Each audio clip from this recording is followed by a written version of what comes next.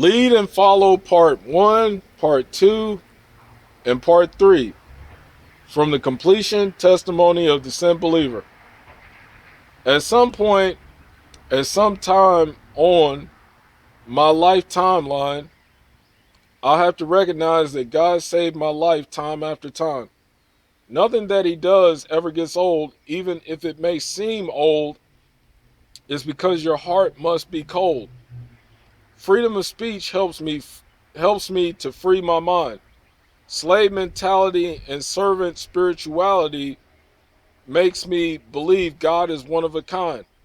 So what's the difference, and who is the difference maker? Do you know? Can you tell me if you're the place taker? Agape is a love that never fails.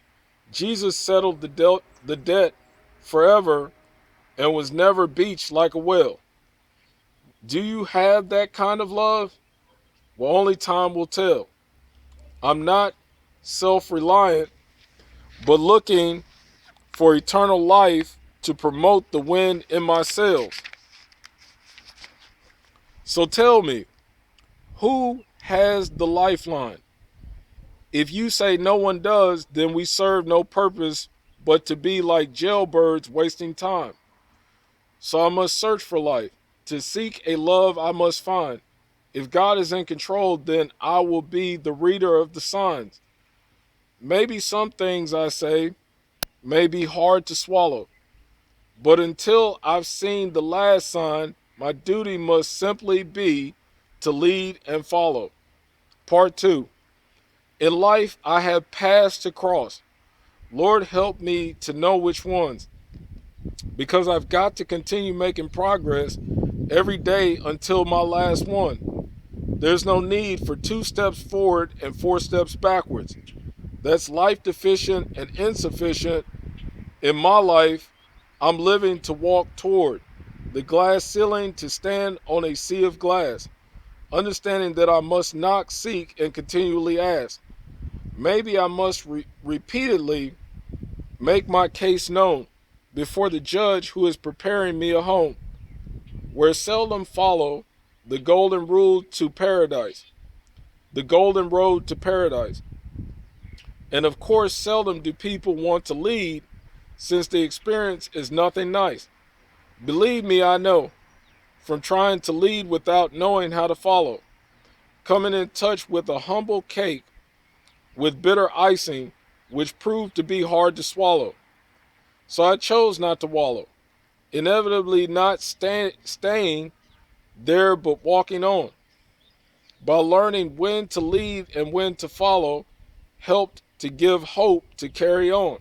Part 3.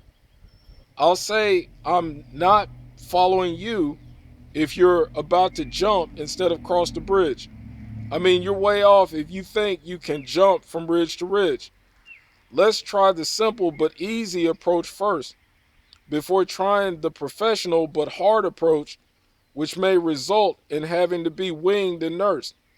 You see, I don't fear much as far as what's expected in normal life, but I'm not flushing my life down the pipe arguing over who is right.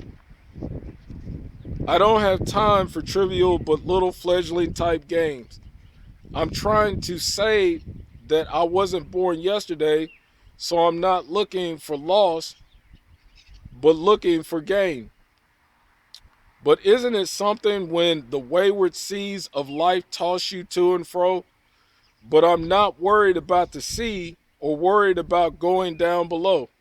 My heart is more focused on the journey, and what I seek or find will be handed over to my attorney. That is the good shepherd, whose yoke is easy and burdens are light. So I'll just knock on the door to discover how to walk in the light. Lead and follow.